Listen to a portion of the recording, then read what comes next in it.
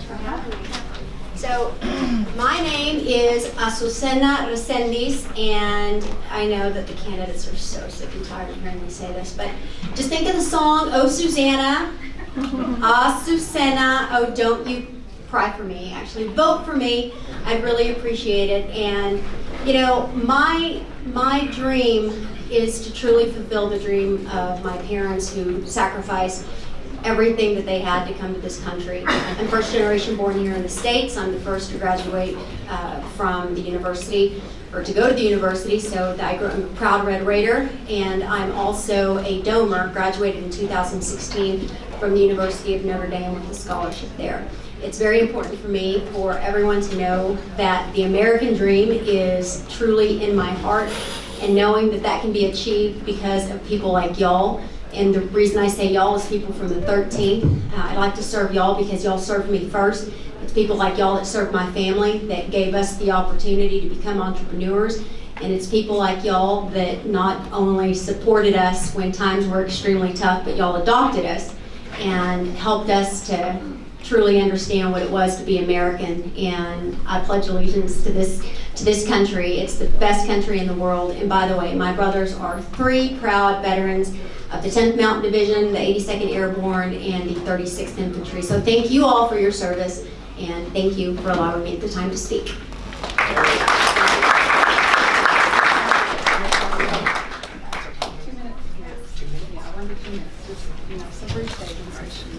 Well, howdy everybody. My name is Ronnie Jackson, and I am a recently retired Navy Rear Admiral, emergency medicine physician in the Navy. Spent the last 25 years in the Navy, and I was raised in a small town, blue collar, hardworking, rural community, just like the ones all around here in Amarillo. And I spent, like I said, the last 25 years in the military. I just got out actually 7 weeks ago, and I spent most of my career in the military with the Navy Special Forces and with the Marine Corps, and spent the last 3 years of my active duty career as the personal physician and as the senior advisor for President Trump. And so I just left the White House 7 weeks ago, as well as leaving active duty 7 weeks ago. And the reason I want to run is because it sounds a little cliche, but to be honest with you, I'm worried about our country and where we're headed. And you know, I talked to, I was listening to the radio the other day, and I heard a survey results came out, and they had done a survey asking these kids, 27 years of age and younger, a series of questions, and one of the questions they asked, out of the 49% of the kids that were 27 years of age and younger said that they preferred another country over the United States. And you know, that's just, that's astonishing. And you know, of course, none of these kids have been anywhere other than the United States, but they've been completely brainwashed by the liberals and the far left in this country to think that this is a horrible place to live, and there are other places that are better than here. And I'll tell you firsthand, I've been in 114 different countries through my 25 years in the military, and this is absolutely positively the best place on the planet to live. So I'm in the fight for that, and I think, you know, I have the leadership experience with my time in the Navy, and I have the connections and the experience in the White House to make a big difference for this district and to be a great representative. So I hope you'll consider that and give me your vote. Thank you.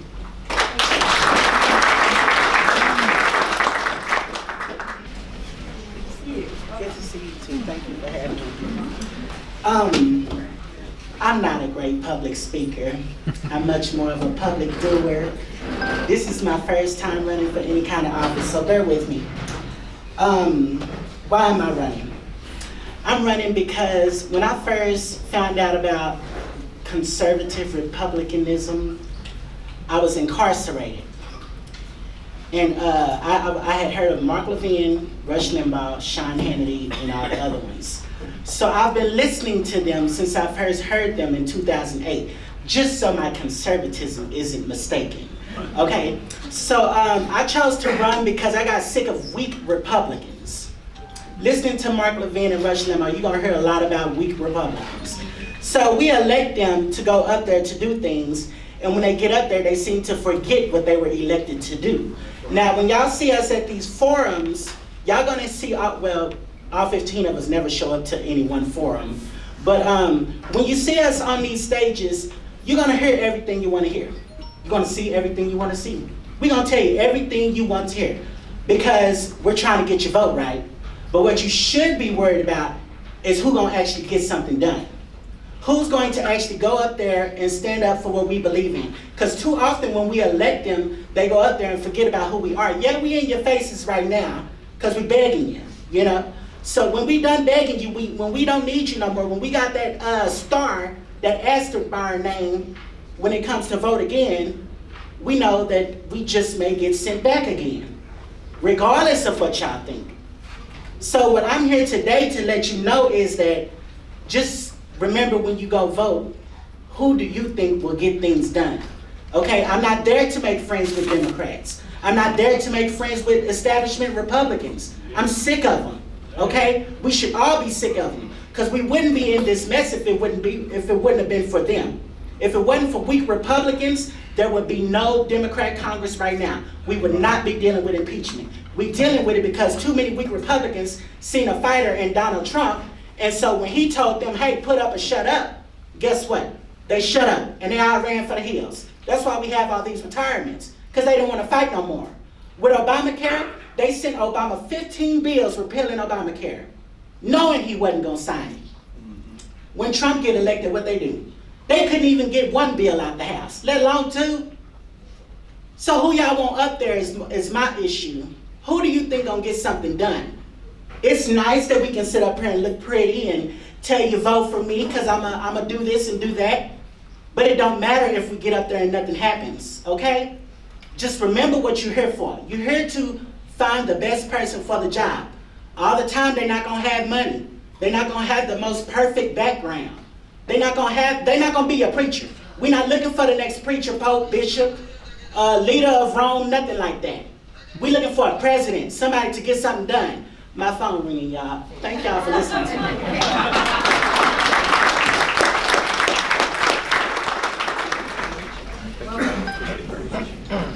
Thank you for hosting this. It's a wonderful event. My name is Mark Neves. I am from Bowie, Texas. I drove a long way to see some snow, so thank you very much for offering that today. It's been wonderful. 3 years ago, my son, I took him to D.C. for Trump's inauguration, and it was an amazing event.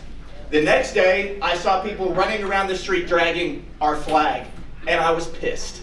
And I rarely say that word, but I do because I recognize something. My grandfather served in the Navy, my father's retired Air Force, and I served in the U.S. Infantry learning how to fight for what we believe in. And now we see our own citizens running around saying that our country's not worth anything. I became very frustrated, and I said, you know what, I want to make a change. I want to do something. I've been an educator for 25 years, and all I say when somebody comes in is, how can I serve you? And that's the same thing that I would offer here.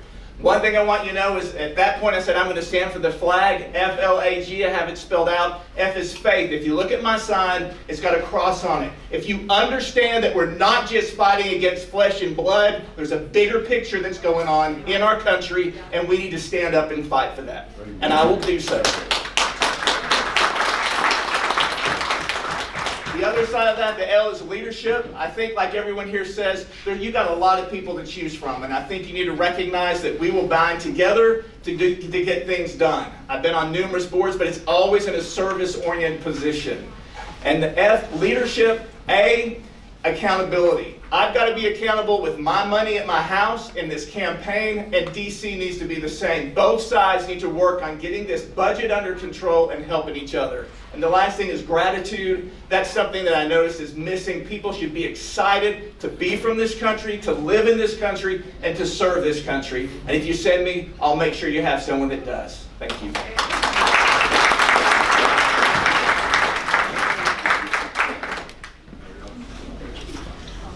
Good evening.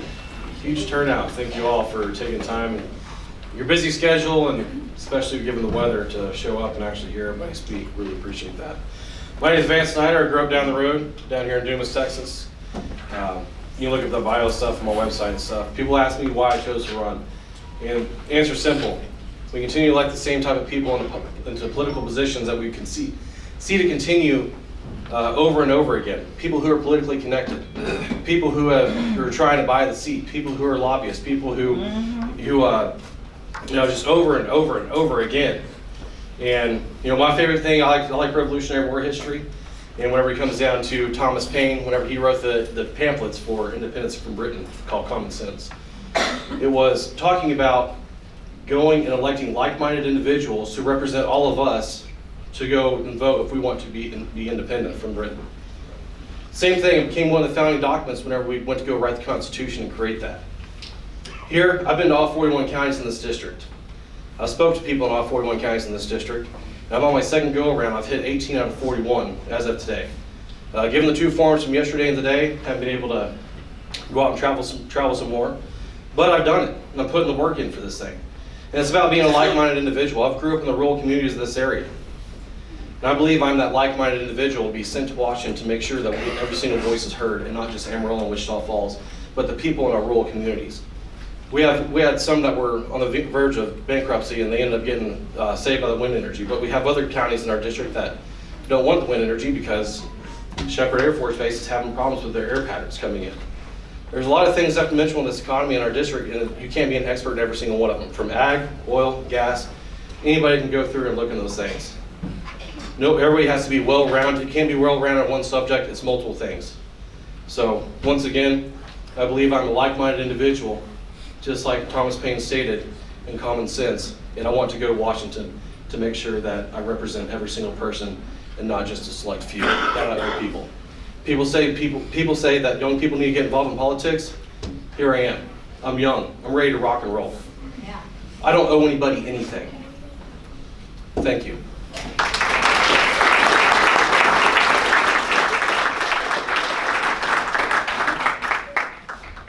Good evening.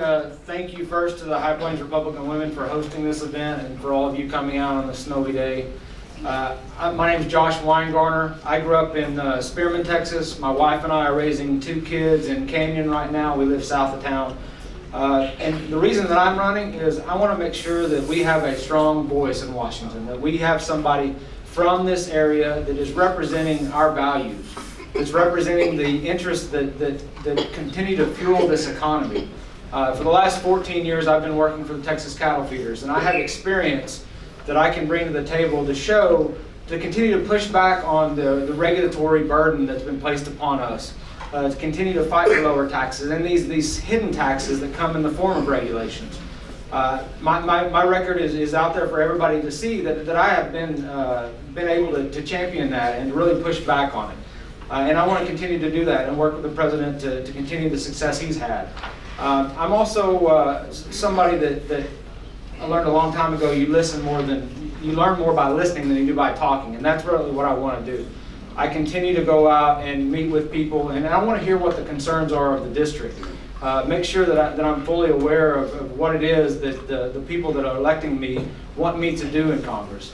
That is the key role of this job. That's why I'm running, is to make sure that we have somebody that listens, takes our issues to Congress, and will fight for them. I want to be your voice and your vote on legislation, but I also want to be your advocate when it comes to issues you may have with the federal government, whether it's the Social Security Administration or the IRS or the Farm Safety Administration. Knowing that you have somebody in Washington that understands those issues and will fight for you to make sure that those issues are resolved and addressed, that's really why I'm wanting to run. So thank you very much. I appreciate everybody being here today, and I look forward to speaking with everyone.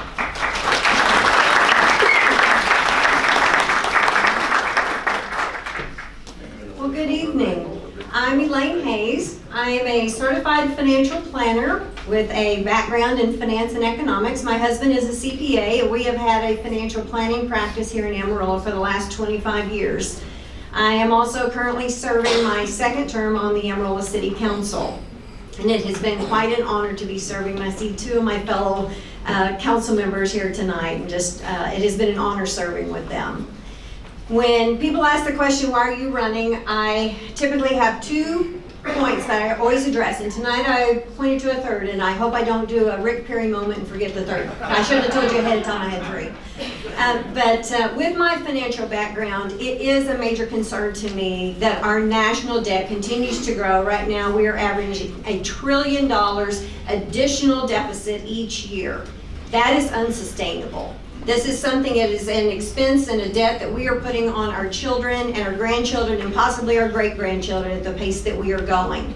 The president has stated that this is going to be a priority in the 5th year of his presidency, and I want to be at that table to help solve the problems. This has been my entire career. My whole life has focused on budgeting and help working with families and businesses, and now with the city, to be able to live within our means.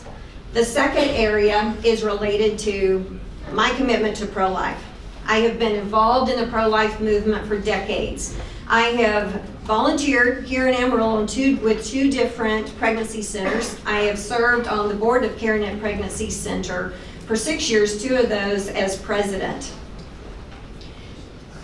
Our current president has ended up being the most pro-life president that we have ever had. The first sitting president to attend the March for Life in Washington.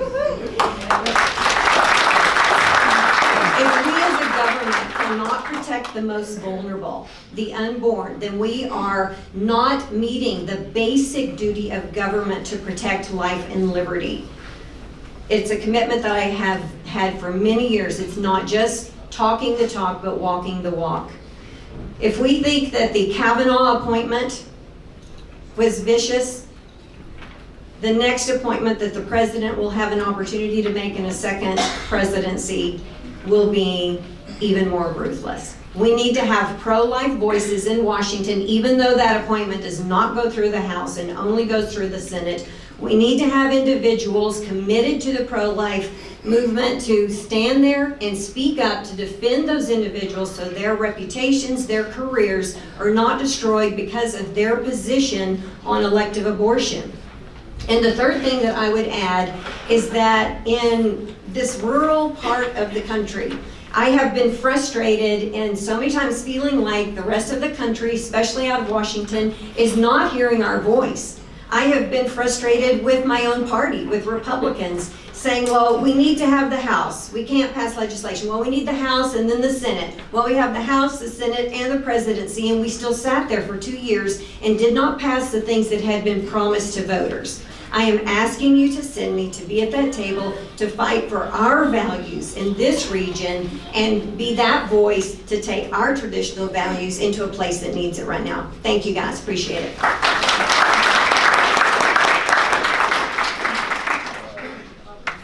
Thank you very much. You know Monique's right. You're right, Monique. As always. As always. My wife's always right, too. My name's Lee Harvey, and I'm a 2-term county commissioner out of Wichita County. I live in a little bitty town called Burke Burnett, Texas. And somehow, some way, I became the godfather of Burke Burnett. And that is not a bad thing. The people that know me, they know that they can come to me and I help them. And I do that all the time. I have a charity cooking team. We support all of our local charities in Wichita County and well surrounding counties. We fed over 10,000 meals last year for free. We support Meals on Wheels. I raised $180,000 for our local Meals on Wheels program when the Department of Agriculture cut their budget, and my wife said, well, go do something about it. So I did. I'm a 2-term county commissioner there. I love my job. I thought I was going to be mowing ditches and fixing culverts, but that's not really what a county commissioner does, is it, HR? That's right. No. And sheriff up there can pinch my head off sometimes when I tell him no, but I'm very conservative. And a true county commissioner really pays attention to the budget and really tries to give the services to the public at the least amount of cost. So we as commissioners, we set your tax rate, which I have to pay also. So I'm trying to get it as low as I can. I'm running because the people, when Mac announced that he was going to retire, the people in my area that know me wouldn't leave me alone. Lee, you need to do that. You'd be great at that. I don't know. Me and Trump in the same town, I don't know who's going to win that. But so I tell everybody I succumb to peer pressure because the people that know me know that it's not about me, it's about them. And I'm going to tell you something. I'm not a doctor. I'm not a multi-millionaire. I'm not a lobbyist. I'm not any of those things. I'm a worker. I work and I achieve things. In my county, I have spent a ton of money on some infrastructure things that we needed that was bid out at millions of dollars, and I got it done for a fraction of the cost, because business people don't pay what governments pay. I said, no way. We were buying radios for the sheriff's department. I bought the same radio from my company for $1,100. They want to charge the county $5,800 for the same radio. Guys, they're taking advantage of us. We need business people in Washington to watch those purse strings, do things that benefit the people. I tell people that I have a little bit different perspective for the 13th district. Remember, I'm a worker. I want to do something for these people. I want to go up there and get some of that infrastructure money that President Trump's bragging about. You can't go up there and ask him for $1 million. $1 million, you're not going to get it. You have to have a project. You have to have a plan. You have to have a budget. You got to get it submitted. There's a lot of things that go into getting that money. But that's what I want to do. You know, 2015, we were drinking our toilet water in Wichita County. Our lakes are at 19%. We got full lakes right now, and we're not worried about water, but we ought to be doing those things. We need to build Lake Ringo. We need to build the freshwater lake around Copper Break. There's 12,000 acres of core land. We can do 5-acre solar ponds. That's all fresh water. Folks, it's going to come a time that we're going to need that. If you don't put the infrastructure in place, you can't do the economic business development that you need to do to diversify our tax rate. The reason our taxes are so high is because we bear the sole burden. When you grow your district or grow your county, you diversify your tax rate, and it takes pressure off of your citizens. So I understand that. I understand government, and I know how to work. I can run every piece of equipment in my yard and work on my own John Deere tractor. So I think Monique is right. You got to pick somebody that'll go up there and go to work. Thank you.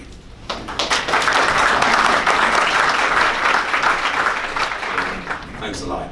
My name's Rich Herman. Most of y'all know where Buchanan Street Mavericks Club is here if you're from Amarillo. I was born right down there in that area, raised. It's an asphalt parking lot now.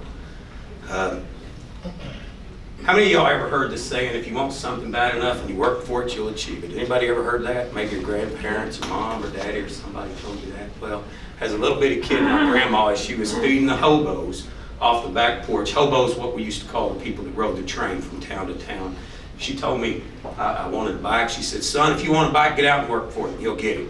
And it started right then. I've achieved a lot of things in my life, done a lot of things. Right now, you've heard everybody talk tonight. I'm not a great candidate. I'm more like the Clint Eastwood, George Patton kind of guy. I'm not prim, I'm not proper, I'm rough around the edges. But I don't think you call these prim and proper people when you want to get the job done. I think you call a guy like Clint Eastwood in the movies, or John Wayne in McClintock, or Rich Herman in Amarillo. If you want to get the job done, here's my priorities. First thing, I know everybody wants to talk economy, but the biggest thing to me right now is the medical problem. Okay, I got a stepfather with congestive heart failure sitting at BSA right now, fixing to be kicked out because of insurance. My mother was put out of Bivens rehab not too long ago because of insurance. Insurance is a big problem right now, folks, and we need to get on top of it. We need to totally get rid of whatever they created under Obama and start fresh. And we need to get the insurance people out of it. We need to get the bankers out of it. We need to get everybody with money on the table out of it. We need to go to the nurses. We need to go to the patients. We need to go to the people that know what's going on. And that's how we're going to fix it. Second priority is your jobs, infrastructure. Lee Harvey's exactly right on that.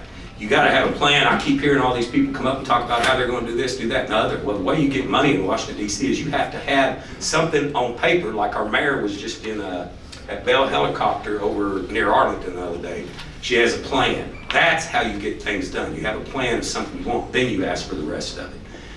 Third thing on my agenda after the economy and everything else is, of course, I'm very, very pro-life. If you stop on the table, many of y'all have asked me, what's the eggs for? Where that's supposed to represent embryo and protecting the unborn, okay? I appreciate y'all's time. If you want to get the job done, you elect someone like me that kicks doors and takes names. I'm a combat veteran. I'm not scared of anybody. We all put our pants on one leg at a time. Thank y'all.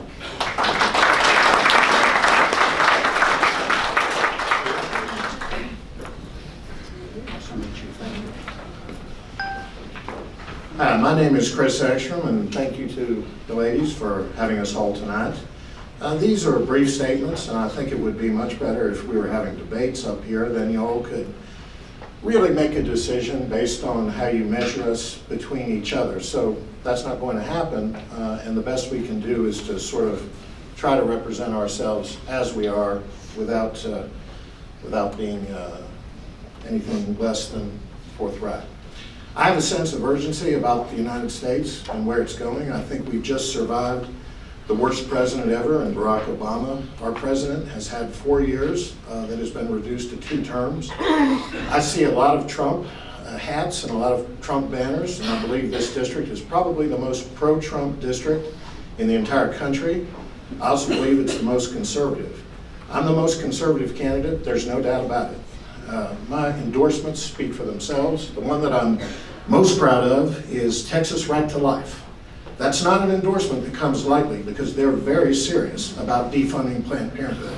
And I certainly am too. That's one of my top priorities. I have the endorsement of the Club for Growth, which is substantial in conservative circles, and it's essentially considered by most conservatives nationally to be the Good Housekeeping seal of approval. I also have Andy Biggs, who's the chairman of the Freedom Caucus. I have his endorsement because I will join the Freedom Caucus. I promise that, and I pledge to do it. In that, I will be a departure from the other representative. I will be a much more conservative and very outspoken, unapologetic conservative. I will be supporting President Trump. The most important thing that anyone that you elect can do is to fight for President Trump's agenda in the next 4 years. We have time to make up for it. He lost 2 years in the sham impeachment and the Russia hoax. So we need people up there who understand how to fight. I do. Make no mistake that when I go there, I will have good relationships as well. But I am a very clear, unapologetic fighter who will not engage in bipartisan seances about your Second Amendment rights. That's off the table. We're not giving any more of our Second Amendment rights away. That's why I go to sanctuary counties and I'm there when they pass their legislation, which is not just symbolic, it's preparing people to resist and refuse to give away their guns. We're not giving away our guns in the United States, and we certainly are not giving it away in Texas, the former republic. So I just want to close by saying a little prayer for Mr. Rush Limbaugh.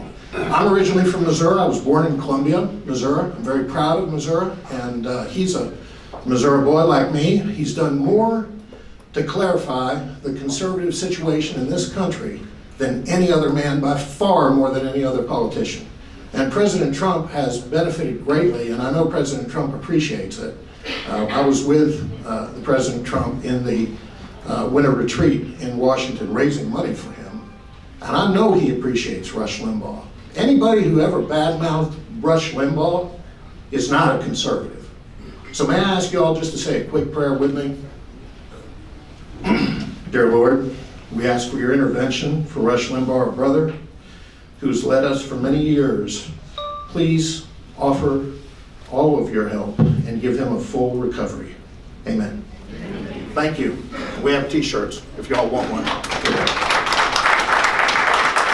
So that brings us down to Justice 7th Court of Appeals, Place 4. So Stephen Denny.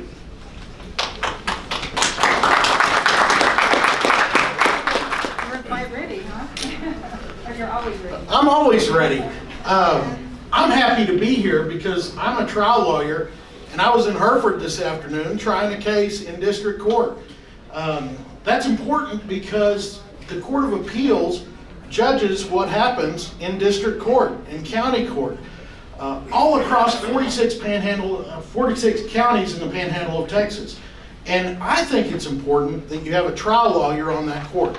I think it's important before you start grading other lawyers' papers that you know how to do the work. That's what I've done for my entire career. I've done trial work. I've written appeals. In fact, it doesn't sound like a big number to people who don't do it, but I've done 46 criminal appeals in the last 10 years since I got back from Afghanistan.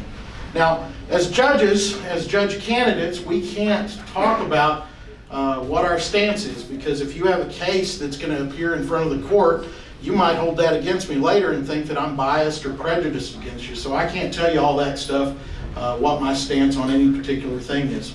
But I can tell you, I have never voted as a Democrat in their primary. I can tell you that I have always,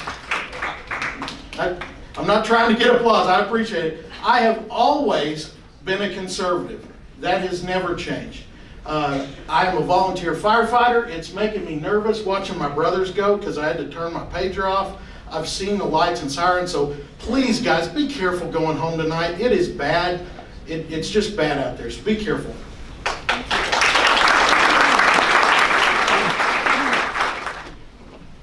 Thank you and good evening. My name is Larry Doss.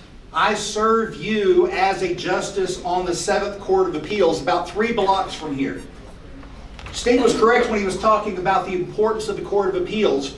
We are the court of last resort when we hear your appeals in most of your cases. If you're going to appeal further to the U.S. Supreme Court or to the Texas Supreme Court down in Austin, they get a choice to decide whether they hear your case. As a justice on your Court of Appeals, we hear cases involving your families, food, fiber, fuel, things that affect your daily lives. It's very important that you understand that you've got somebody qualified who handles those issues, who handles those matters that come before you. I've tried more than $2 billion in cases in the trial court. I've handled more than 100 appeals throughout the state of Texas and throughout the southwestern United States. In October of this year, after a little prayer that my wife Julie and I had about what we were going to do next in our lives with our daughter going off to college, I received an email the following day from Governor Abbott's office asking me to apply to serve on whether I would be considered to serve on the Court of Appeals. And I sent in that application. And in November of 2019, Governor Abbott appointed me to serve and represent you on the Court of Appeals. In addition to that, I currently hear cases before the court.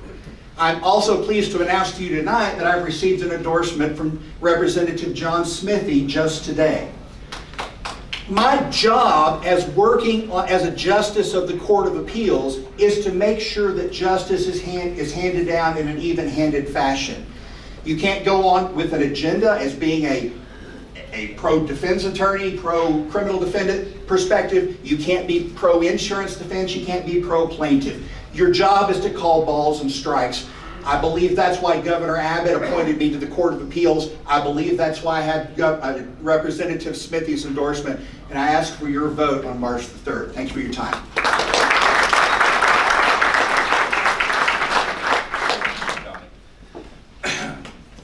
Good evening, everybody. I know a lot of people that are in here. My name is Chris Forbes. A little bit of my background. I was born in Amarillo. I was raised in Amarillo. Graduated high school in Amarillo. Attended WT and Amarillo College. Married my wife in Amarillo. Raised my son in Canyon. So I know a little bit about Randall County. In 1992, I was given the opportunity to serve at the Randall County Sheriff's Office. And it has been nothing but a blessing. Since that date, I have worked in every division of the Sheriff's Office. So I know the inner workings of that office front to back. The reason that I'm running for Sheriff of Randall County is to continue the conservative tradition that we have of providing service to the citizens of Randall County. I am a strict conservative. My job now, and my job as sheriff, first and foremost, is to protect your constitutional rights and to protect them from anyone who would infringe upon them. I am also a very conservative person. So my second thing would be to provide the citizens of Randall County with the quality of law enforcement they've become accustomed to in the most cost-effective manner. To hold the line on the spending of the Sheriff's Office. The third thing that I just want to let everyone know that I will work for them as sheriff to continue the tradition that we have in Randall County. I am endorsed by Sheriff Joel W. Richardson to take the sheriff's office from here into the future. And the reason that I'm here tonight is to humbly ask for your vote if you are a citizen of Randall County. Thank you all very much.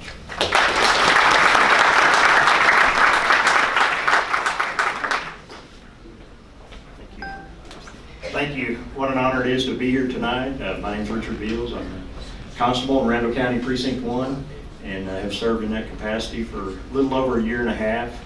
I've been a peace officer in Texas at the state and local level for a little over 32 years now. And what an honor that's been to serve with men like Chris Forbes and others in this room. Tell you a little bit about myself. I'm originally from Austin. Please don't hold that against me. I've lived in Randall County for a little over 19 years now.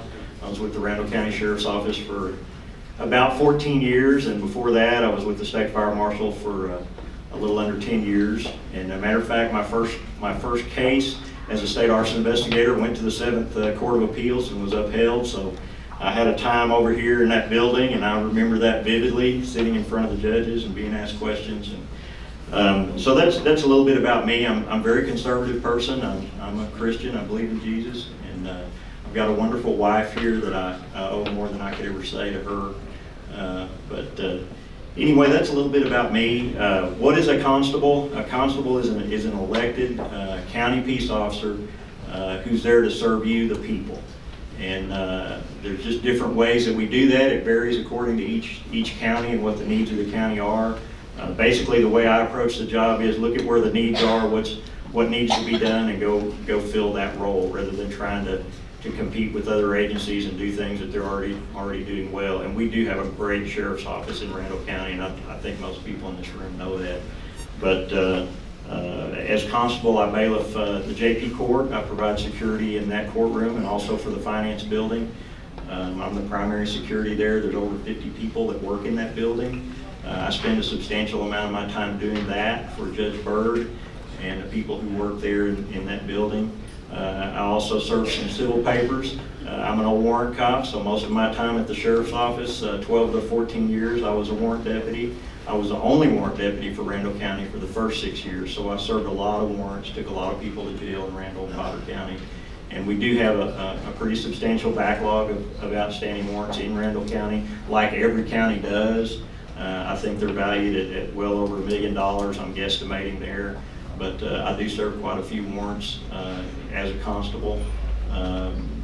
Last year I did over $90,000 worth of business, which is in excess of my budget last year. And I don't want to give you the impression I brought in $90,000. That's just the face value of those warrants, but that's where most of that revenue comes from. So I believe in serving the people of Randall County. What an honor it is to work in Canyon and in that area, and look forward to continuing into another term of that. So thank you very much for your time, and thank you to all the candidates and people who came tonight and for this opportunity to speak.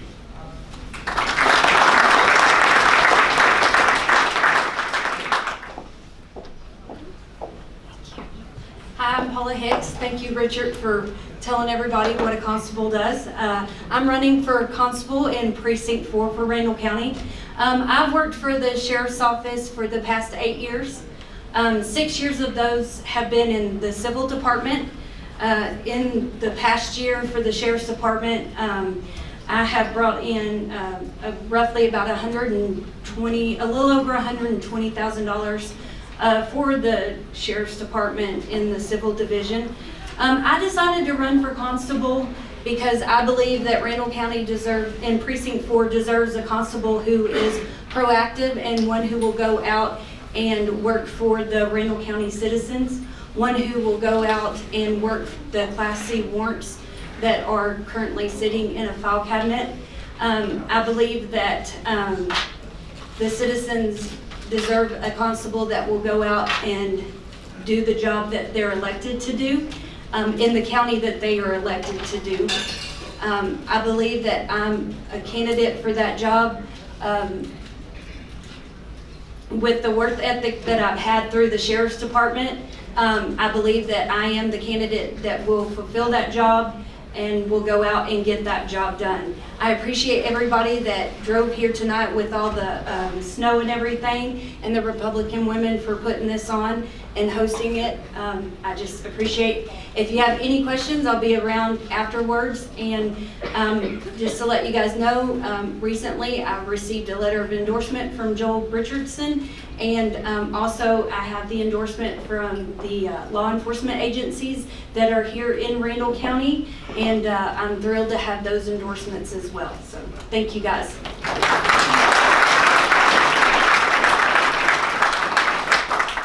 Okay, and Randall County Chairman, Tina Bell.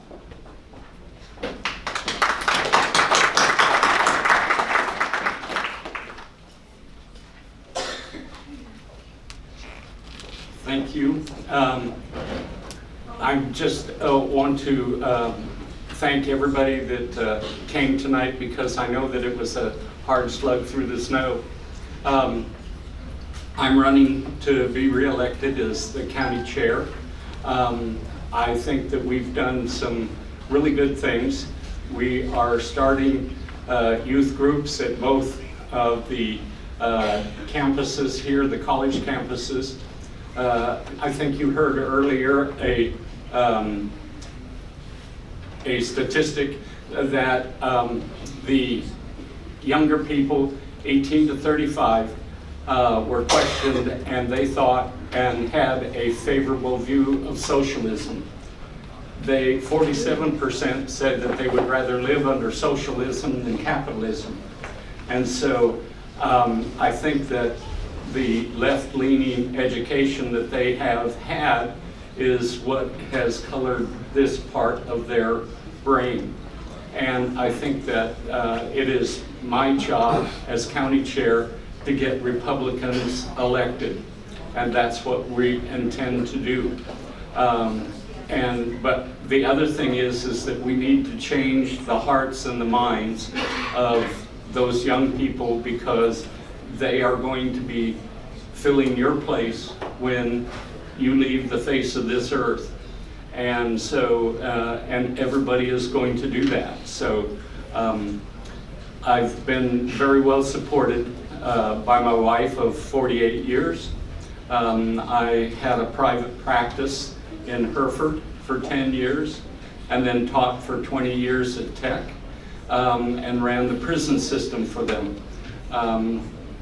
I also, after I retired from Tech, I was the director of one of the hospices here in town for 5 years. When I was in private practice, I delivered 3,280 babies in 10 years that I was in Hereford. If you go to the fair, you'll see a pro-life booth out there, and those plastic replicas of babies' development from my office. And so I am definitely pro-life. I just want to make sure that everybody here has, I hope that you have registered to vote. The election is in March 3rd. The early voting starts on the 18th to the 28th. Our Randall County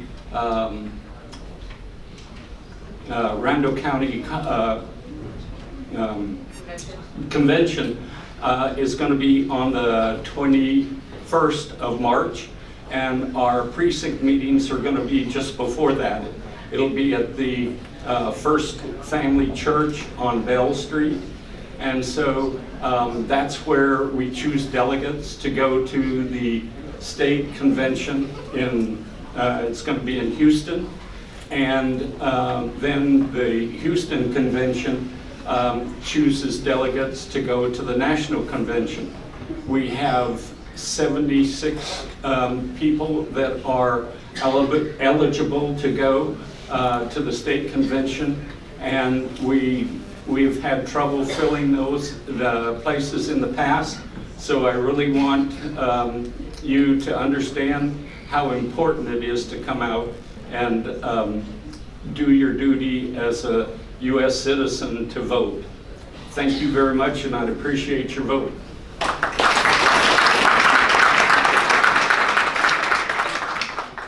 Okay, and then down to County Commissioner, Precinct 1, Potter County. HR Sergeant Kelly.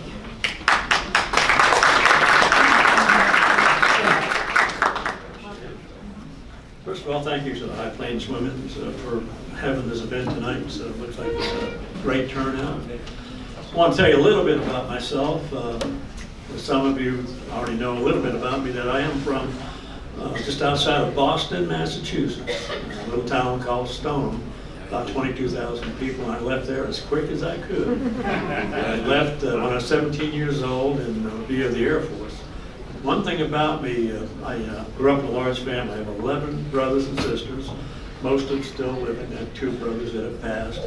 But one nice thing about growing up in a large family like that and having 2 older brothers, I always knew what my future wardrobe was going to be like, because they were wearing it. So I joined the Air Force. That's what got me here. The best thing that ever happened to me in my life was to get to Amarillo.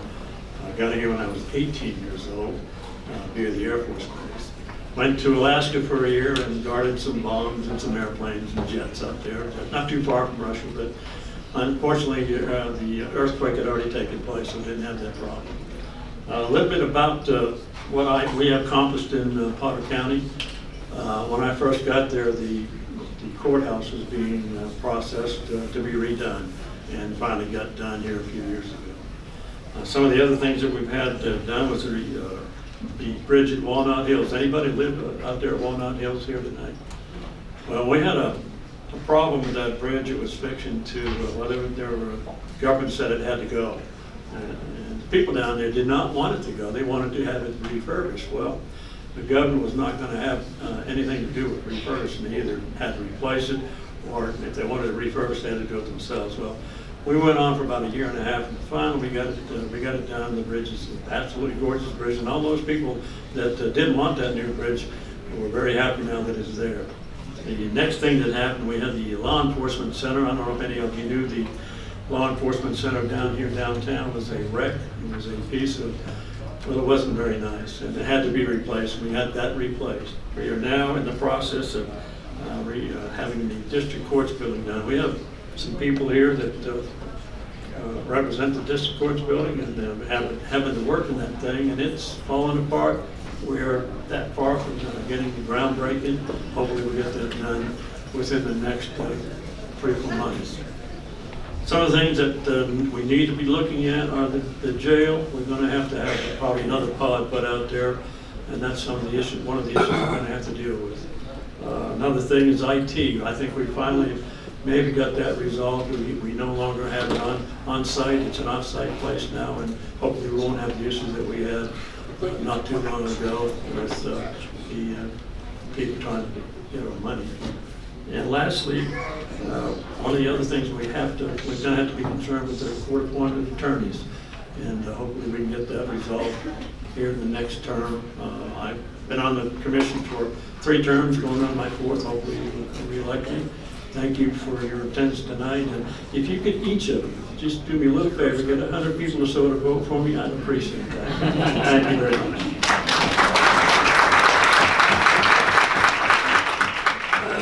Okay, Avery Dixon.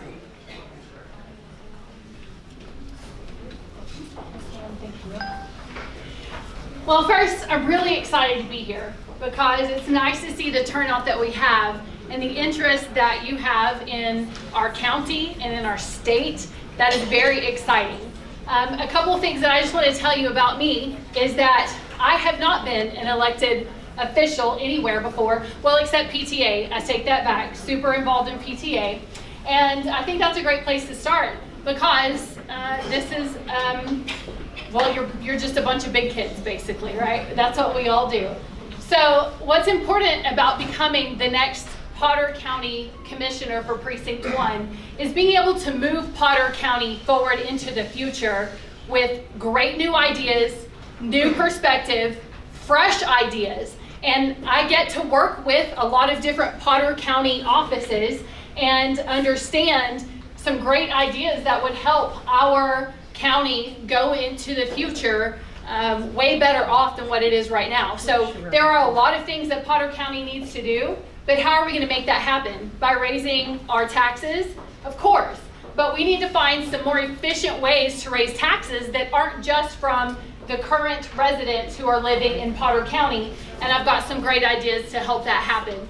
So I hope that those 100 or 200 people that he asked you for, you'll give to me instead. And I'm very excited to have the possibility of becoming the next Potter County Precinct 1 Commissioner. Thank you.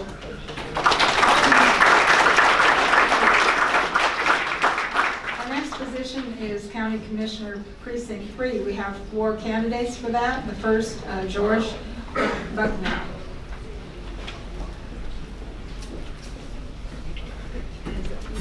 Is that close? Good evening. Thank you, ladies, for having us up here and putting it together for us. The food's great. I'm George Bucknow. I was raised in Olson and Plainview. I got to Amarillo as quick as I could after I graduated high school. I went to WT, was in the first nursing class. They graduated from there in '75. I went back and got a master's degree in healthcare administration, so my MBA will go a long ways as far as on the court. We have a $109 million budget this year, and I have been sitting in the court for a year to watch and see what's going on. I've been impressed. You're very, very, very conservative, so am I. I think I can help as far as understand how to budget. I ran the jail White for 6 years. My budget there was $45 million. We took care of 10,000 indigents at that time. We had 400 appointments each day. 185 different employees there, $37. So I feel like I can bring that to the table. Also, I would like to see more growth in Precinct 3. I have some ideas also as far as supporting that. And I see that the activity in Bushland is continuing to develop. 200 more homes are fixing to be built out there. That's 200 more people going to be moving out of Amarillo, but that's okay. Schools definitely have that feel. But I do have some good ideas about what we're going to do for the economy so that we aren't raising our taxes. We can get that money coming in and take the exact tax rate we got going now and work off of that. Thank you again.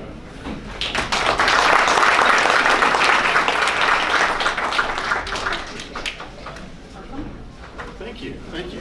Again, to the High Plains women, thanks for having us out tonight. We sure appreciate this. Again, my name is Brian Moore. Tell you a little bit about myself and my background. I grew up in the oil patch, a little town outside of Odessa called Monahans, Texas, if anybody's been there. That's where I'm from, grew up. I moved up here to go to school, so I'm a WT guy. When I came up here to play football, realized I was a little too small to be playing linebacker in the college level, so I started working, finished up WT here, ran into my lovely wife that's an Amarillo High grad, and have been living here ever since.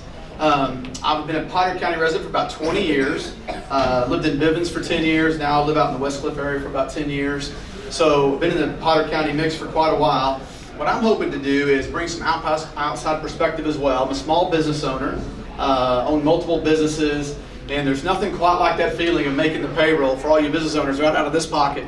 And that's a tough thing to do, and if you're not used to that feeling and what that's like, it's hard to understand and describe to folks. But I'm trying to get in here, look at some budgets, look at some stuff, and just begin to advocate, again, to George's point, to the growth of Potter County, get more taxable base in here so we can get our services expanded, and make sure, and Lee did a great job of describing what a commissioner does. Thanks, Lee, for saying all those things.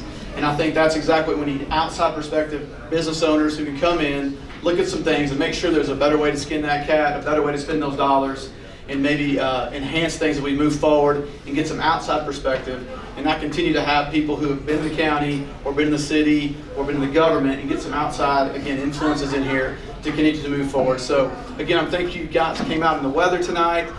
Please, you guys are all voters, obviously. That's why you're at these events. So thanks for that. What we really want to do is just get that vote out. So if you know your friends and family, the neighbors around you who don't engage in the process, that's what we want. I don't know who they're going to vote for. We just want them to get out and vote and look forward to the primary. Want to keep Potter County red moving forward, and look forward to your votes in March. Thank you.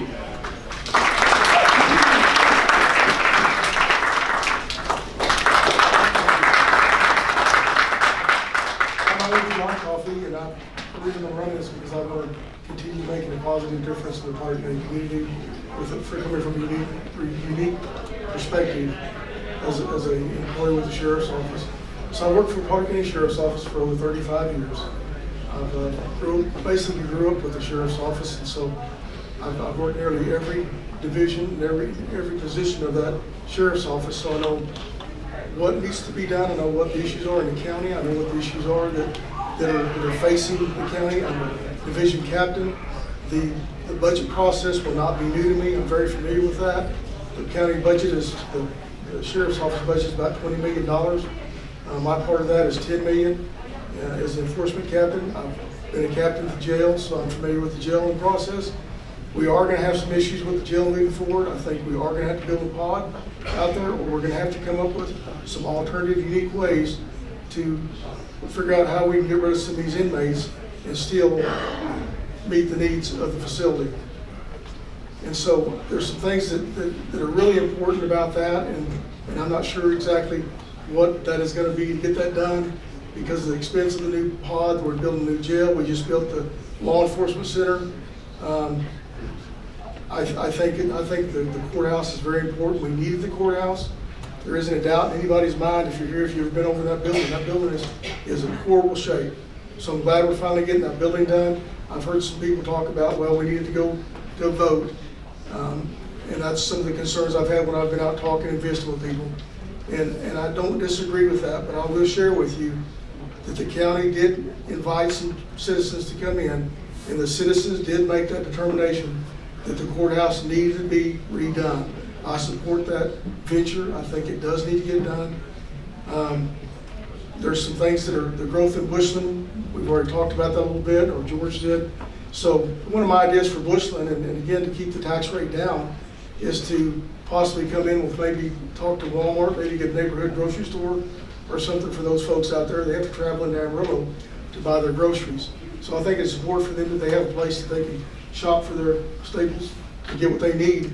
The River Road, talked to those folks recently. Those folks out there are hollering, what are you going to do for us?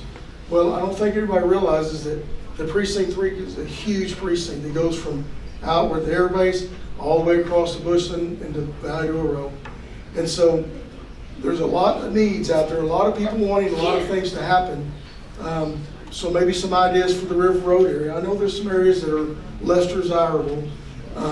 Some ideas that I would have, I would like to encourage maybe the Road and Bridge through the court to go out, and maybe we could have some kind of cleanup day and encourage people to take care of their properties and maybe drive up their values out there. School taxes are very high out there, and people are upset about that. So there's a lot of things that we need to think about. There's a lot of things we need to do. Valley Rural issues are the roads. They've always talked about the roads. You know, we have no support out there. The county doesn't do anything about our roads. Well, those folks unfortunately bought those properties out there, and maybe they were duped, I don't know. But the county's never accepted those roads out there. And for the county to come in and accept those roads would be monumental in task and expense. So we need to think about that.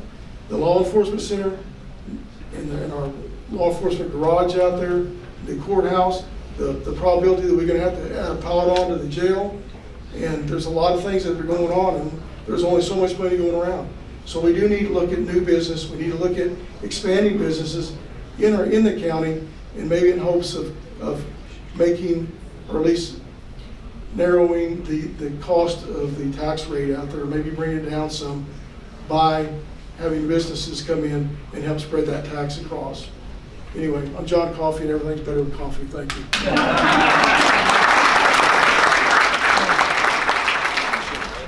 Okay, and the last candidate for that position, Walter Goodman.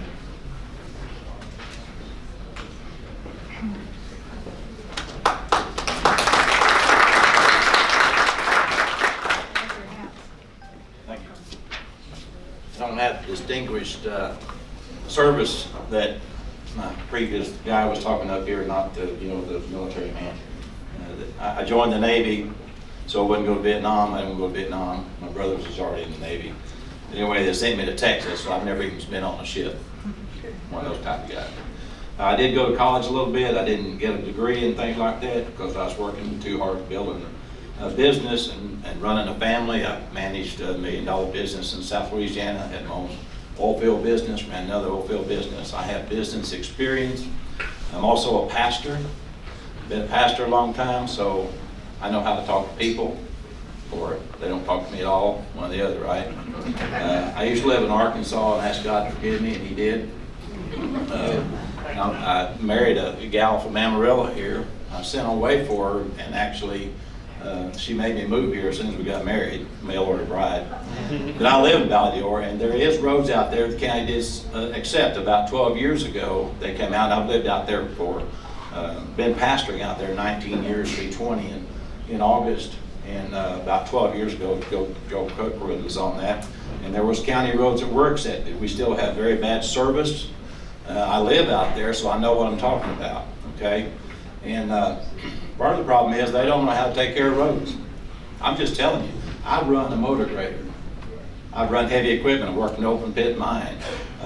You know, I've done everything, many jobs. I can run about any piece of machinery you want me to, but I can't go out there and get on something and show those guys how to fix the roads. All the gravel's out in the ditch. That don't work, folks.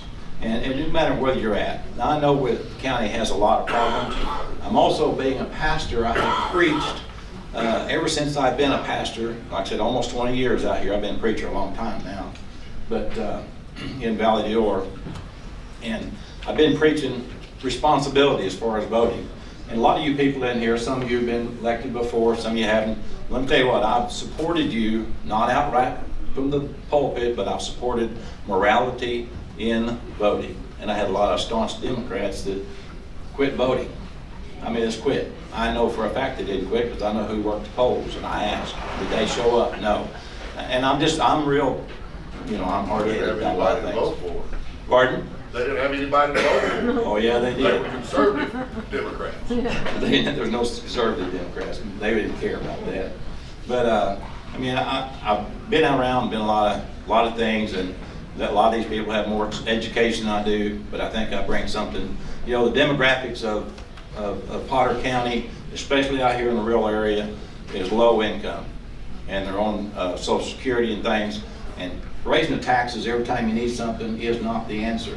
You know, I don't live in the city of Amarillo, but I don't know about you, but if you live here, I'm upset about them building the Civic Center. And what they say, somebody said, what are you going to do, raise taxes? Come on. We can't just continue to do that. Yes, the economy's good, so let's just take their money. That's the way a lot of people think. And so I've been watching what the county does too, what the commissioners do, but I'd like to have your vote. Like I said, I'm a conservative. You hang around me a little bit, you'll get an earful. So anyway, I do support our president. I've supported more, sometimes more people for Republican than what you would know, because being a pastor, I speak to that. Now, I didn't preach it in the pulpit, but as soon as we hit the front door, I'm telling them, hey, this is the person we need to vote for. This is what we need to do, and this is why. But the moral standpoint, I did do that. Thank you for having me. I did not pre-register. You know, I had a crisis at my home. My wife fell and broke her shoulder, and I don't have any signs bought. But look, they're going to be out here in a few days, so y'all better look out, right? Thank you.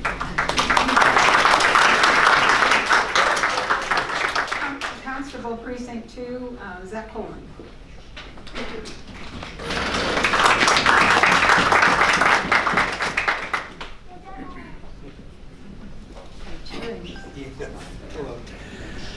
Hello. I've never done this before, run for any type of office. So the last speech I gave was at my police academy graduation in like 2014. So anyway, the reason why I decided to run for the office is I believe I'm the best experienced candidate. I have over 10 years experience in law enforcement and corrections. I enjoy interacting with the community. It's one of my favorite parts of being a police officer. I was lucky enough to work for Randall County, where I participated in the Shop with a Cop program. And when I went to Hereford Police Department, they didn't have anything like that. And I was able to start the program there, and I ran it and grew it in the 3 years that I worked for Hereford. We started off, I think, giving 40 kids a better Christmas. And by the time I was done, we, I think, doubled it. And I just enjoy serving the people, and I believe that in law enforcement, that's what we're supposed to do. I believe it makes our jobs easier, and it makes the people of the community feel safer when they know who is serving them. And let's see. I was born and raised here in Amarillo. I have 2 daughters. I've been married to my wife since 2010, and we dated since 2005. And I just would appreciate if y'all would come vote for me, and I want to thank everybody for being here.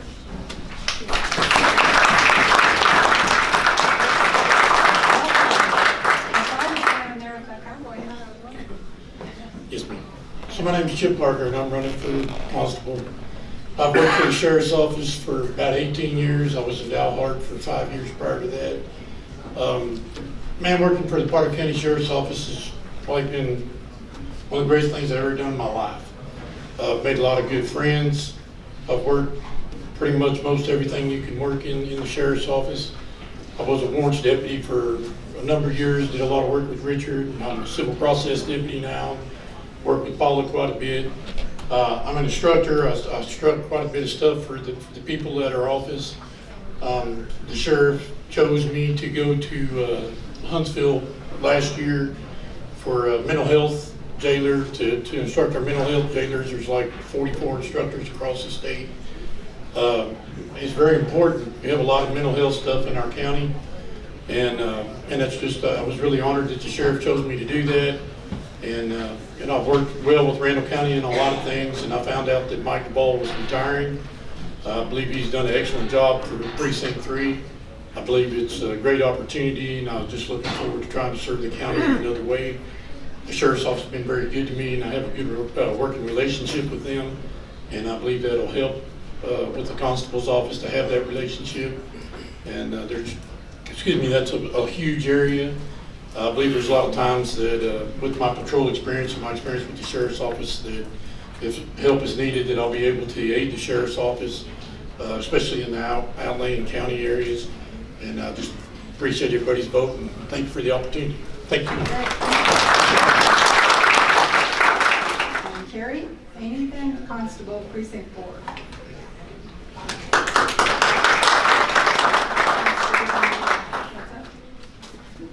Thank you to the High Plains Republican Women for hosting us this evening. It's not something y'all had to do, but I'm glad y'all did.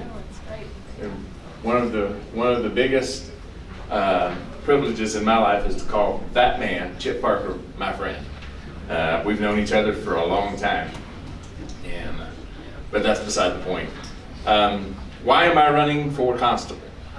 I believe that every elected official should never get to the point where they believe that because they have been elected, that they should never be challenged for their office. That every office should have a choice. I'm running to give the people of Potter County and Precinct 4 the choice of who they want to be their constable. If they want to elect me, great. If they don't, I'll go back to doing what I'm doing now, which is practicing law. Hopefully I won't have to. Hopefully I'll be elected constable, but they have the choice. They deserve the choice. A little bit about me. I was born in Houston, Texas. Moved to Amarillo as fast as I could get here in 1971. It's places where I've called home ever since. 1987, I met a young lady from the state of Arkansas who drug me over there and got married, and was looking for a way to get back. And when I graduated from law school, I said, "Hon, I want to move back to Texas, because there's no greater country in this world than the United States of America, and there's no greater state in the country than the state of Texas. Sorry, babe, She's from Washington State. It's a beautiful place, but it's just not home. So I moved back to Amarillo, set up my law practice. Then I decided, I'm gonna do something different. And so when I was approached with the opportunity to run for constable, I said, sure, I'll do it. I'll give the people of Potter County a choice. If you live in Precinct 4, I'd appreciate your vote. Thank you very much.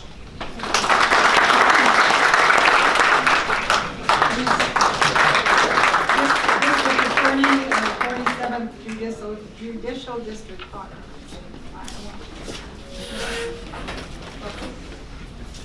Well, I'm unopposed this year. And the 47th DA's office, this will be my 34 years as a prosecutor and over 20 as an elected official as a district attorney. I'm very proud to be running the 47th District Attorney's Office. Armstrong County and Potter County. Armstrong County is like Wellington, is the town I was raised in. Potter County is Potter County. And we've got a lot of tough things going on. I want to talk about really the only major issue the 47th DA's office is by far one of the best offices in the state, and I've got statistics to back it up. The one problem we have is the lack of sufficient funds to retain our lawyers once we hire them out of law school. We're having, at a felony office, we're having to hire people out of law school and train them, and then they leave. We've had 55 people leave the office of ADAs since I took office July 1st of 2005. That's ridiculous. And that's the reason they're gonna have to build another pod. Because for every month we have an opening in the intake spot, that's 42 cases that didn't get looked at. And it's still sitting in the jail, some of them must have been. So anyway, that's our problem. We need help with that problem. We've been trying to address it, no luck. And I would appreciate any help we could get in getting this thing right, or else we're going to be paying for a new jail instead of a much smaller percentage of that money. So anyway, that's our deal. That's our problem. The rest of it's great. Everybody in Potter County is working as hard as they can to do the right thing and what they think is doing the right thing, and I appreciate them for that. But we've got a big problem that we got to get solved, or you're going to have to spend a big amount of money for a jail.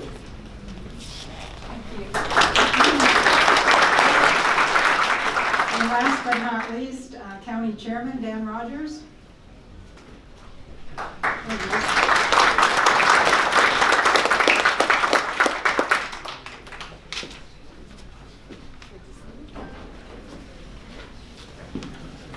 Good evening. Why are we here? We're here to win. But most importantly, and what people don't understand, is we are here because we have a Republican Party in our county. If you don't have a good county chair or a Republican Party, you all couldn't run for office. A couple of years ago, our executive committee asked me to take the job, and I declined 3 times. And one of our precinct chairs came to my office and started crying and said that if I don't take the job, Potter County Republican Party will cease to exist and the Democrats will take over. I had no idea at the time that Potter County was 50-50 Democrat-Republican, historically voting that way. And Potter County is the average county in the state, any way you want to slice it, demographically, economically, educationally. Randall, on the other hand, which I'm very jealous of, is very conservative. But when I came in, I said, how do I get over to the voters? Because I'm getting calls from these campaigns they wanted to have a rally. I said, how do I get people to the rally? Well, nobody knew, nobody had any information. So I figured it out. We had the best cruise rally he's ever had in the state of Texas within a month. And I discovered how to engage the voters, inform the voters, and pull the voters to the polls. What I'm trying to do is not only do that here locally and help Randall County, but also other counties throughout the state, and working on a statewide effort to use the ability that we have figured out to engage the voter. We were able, Vito thought he was going to put a big blue smudge on the panhandle. He was up here, his mother was up here, he had 4 full-time paid operatives up here, because he knew he could take Potter County. It was going to be easy for him. He had nobody. The Republican Party was doing nothing to engage the voters. Well, when I walked into Thornberry's party that night, and Lynn, our election administrator, sent me the results, Vito got 28% of the vote, and Ted Cruz got 72% of the vote in Potter County.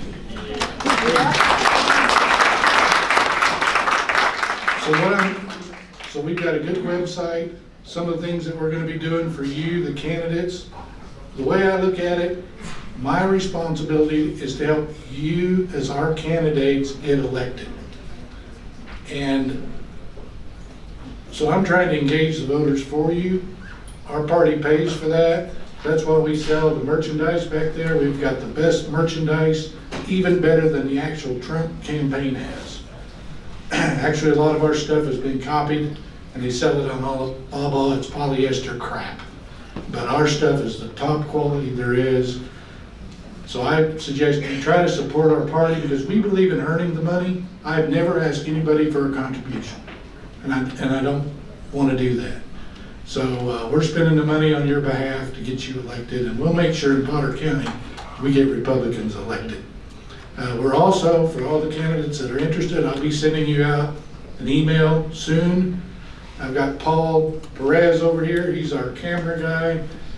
We're going to be interviewing each one of you, from the constables to the Congress candidates, and put it on our website so we can let the voters know that you exist, and as part of our effort to engage the voters on your behalf. So look for that email in the next week or so. And that, because I get calls every day, people want to know who to vote for. I'd say, well, as county chair, I can't tell you. I don't know myself yet, but we're going to be working on a project that's going to help you make that decision. So I believe that's the type of things that we should be doing, and I'm trying to get the state party and the rest, and I'm helping other county chairs and try to teach them how to do some of these things. And I believe if we did on the statewide level what we've done in Potter County, well, I know we could increase the voter participation in every precinct in every county by a minimum of 20%. And if we put forth a little bit of effort, we can even do better than that.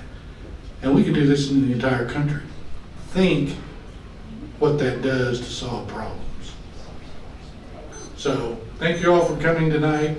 If I can help you in any way, you let me know.